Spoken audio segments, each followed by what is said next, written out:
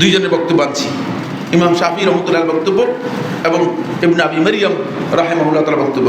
ইমাম শাফি রহমতুল্লাহ বলেন, উহিব্বু লির-রাজুলি আয-জিয়াদাতা বিল-জাওদি ফি শাহর রমাদান ইক্তিদাআন বিরাসূলিল্লাহ সাল্লাল্লাহু আলাইহি ওয়াসাল্লাম ওয়া লিহাজাতিন নাস ফিহি ইলা মাসালিহিম।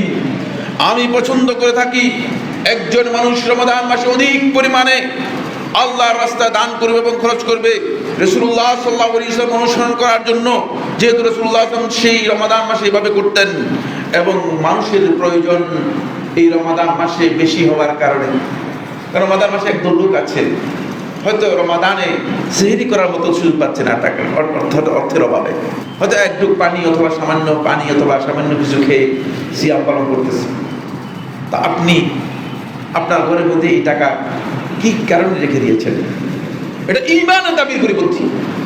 রাসূলুল্লাহ সাল্লাল্লাহু আলাইহি ওয়াসাল্লাম স্পষ্ট করে বলেছেন এই ব্যক্তি ঈমানদারই হতে পারবে না। সম্পদ আমরা ঘরের মধ্যে রেখে দিয়ে আমাদের পাশে মানুষদেরকে ক্ষুধার্ত দেখতে পাই, এটা আমাদের ঈমানের দাবি? রাসূলুল্লাহ সাল্লাল্লাহু আলাইহি ওয়াসাল্লাম ঈমানের দাবি বলেননি।